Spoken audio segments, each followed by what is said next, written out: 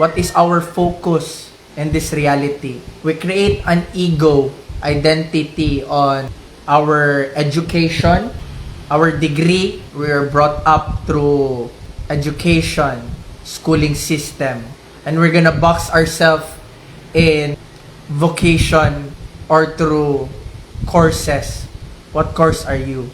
Criminology, psychology, engineering, artistry, content creator, vlogger.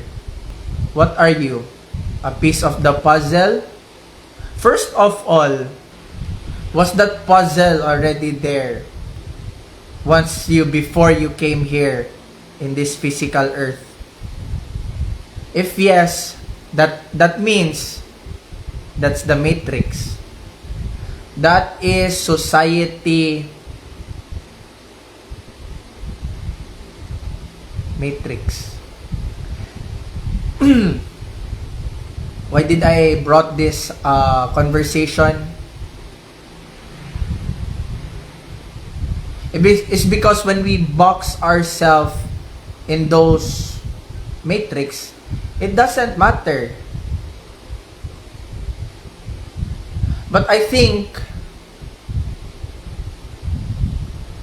on how unique we are as a collective, as a person, as a you are. It's hard to comprehend that once you physicalized here, there is a certain roles of society that you just have to choose. Just choose. What's yours? You wanna be that? You wanna be this? You wanna be that?